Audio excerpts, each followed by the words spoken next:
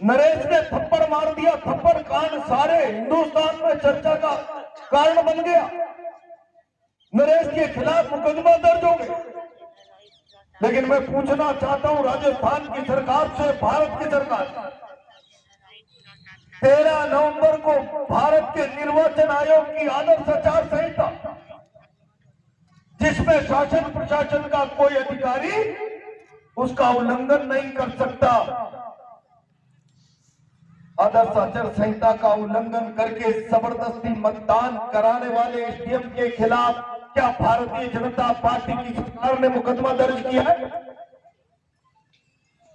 नरेश ने अपराध कर दिया, नरेश के खिलाफ मुकदमा दर्ज हो गया।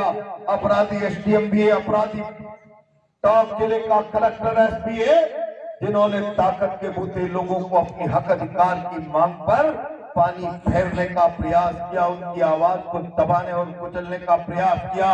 मेरे सामने ननावत गांव का ग्रामीण बैठा हुआ है। मैं बहुत जिम्मेदारी के साथ कहना चाहता हूं, जिस रोज जनता की आवाजें दबने लगी और जनता की आवाजों को दबाने के खिलाफ चिंगारियां फूटना बंद हो गई, एक गांव के पटवारी, गांव के सिपाही चौक की तरह चिपक कर तुम्हारे शरीर का सारा खून पी जाएगा।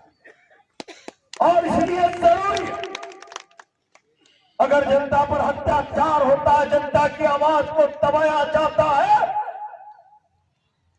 विरोध की चिंगारियां फूटती रहनी चाहिए, विरोध की आवाजें बुलंद होती रहनी चाहिए। और नरेश मीणा ने केवल यही काम किया, उसका खामियाजा इस जुल्मी सरकार ने उसको जेल में डाल दिया। और इतना ही हुआ। अगर इतना ही हुआ होता तो हम सड़क की लड़ाई नहीं लड़ते, कानूनी पक्ष में जाते, अदालत के सामने गुहार करते। रात को 10 बजे भजनलाल सरकार की, भारतीय जनता पार्टी की सरकार की पुलिस आती है। आजाद भारत में ननावत के गांव के लोगों ने सुना होगा, प्रेमसर में ननावत में 2 गुटों में झगड़ा हो गया। एक ने मकान तोड़ दिया, दूसरे ने दुकान तोड़ दी, आग लगा दी।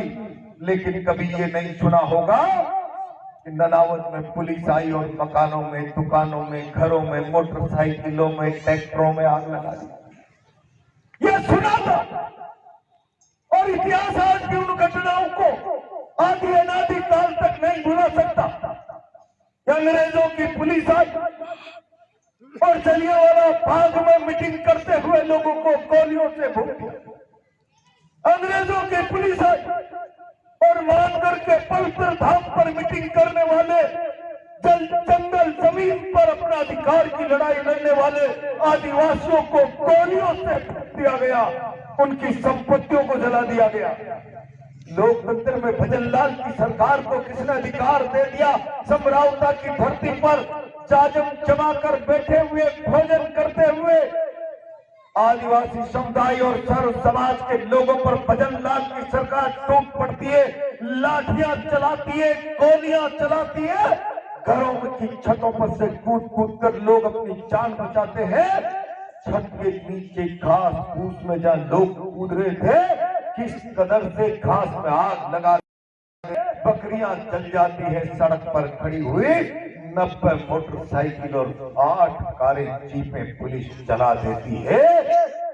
ये काम लोकतंत्र में पुलिस का नहीं है, ये फिरंगी राज की पुलिस का काम है।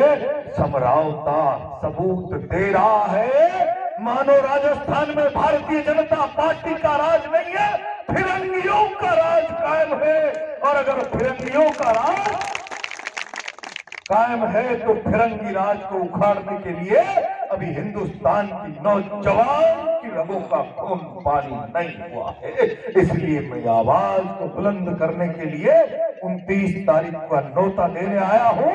बेईमानों, सुन लो कान खोलकर, जिस गरीब की मोटरसाइकिल जलाई है उसका पूरा मुआवजा दिया जाना चाहिए। एक बुढ़िया दहाड़े पाट पाट कर रोने लग गई। घर में सो रही थी, मेरे 18 साल के बेटे को सोते उठा के ले गए।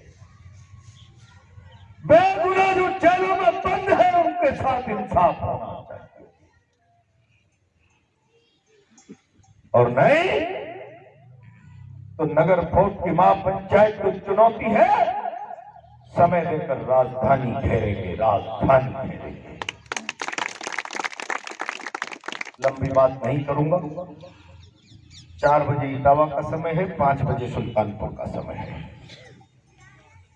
मैं ननावत के लोगों से कहना चाहता हूं, मैंने कहा है, जुल्म के खिलाफ विरोध की आवाजें, चिंगारियां फूटती रहनी चाहिए। क्या बैठा हुआ कोई एक आदमी कह सकता है? अगर राजनीति का विरोध की ताकत का कुछ न हो तो कोई पटवारी बिना खून पिए तुम्हारा काम कर सकता है?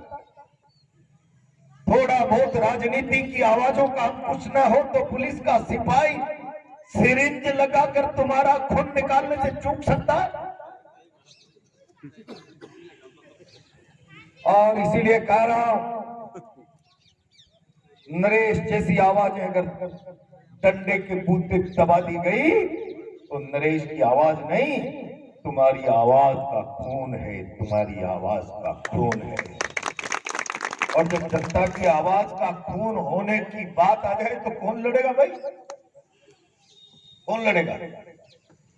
जनता ही लड़ेगी ना। और इसीलिए अभी कोई मैं लाठी लेके नहीं बुला रहा। लोकतंत्र में सरकारों को डराने का हथियार न तोप है, न तमंचा है, न लाठी है, न बंदूक है, जनता के जनमत है। और जनमत 29 तारीख को नगर फोर्ट टोंक में जुटना चाहिए। ये नौता देने के लिए ननावता आसपास पूरे सोपुर जिले के लोग ही मान लेना, फैला देना अभी 2-3 दिन। बोलो नौता मंजूर? आएंगे ताकत से, पूरी ताकत से। जो साधन मिले, 4 पहिया कोई रहना नहीं चाहिए। कोई बसें करे तो कंट्रीब्यूट कर लेना, 5-5 कार्यकर्ता मिले। ध्यान में आ गई बात? बाकी बात नगर फोर्ट में आप सबसे करूंगा। आप सबका इस शानदार बैठक के लिए मुझे प्रसन्नता है। लोगों के जहन में अपने हक और अधिकार की लड़ने वाली आवाज को ताकत देने का भाव आज भी इस ननावता की गांव की धरती पर जिंदा है।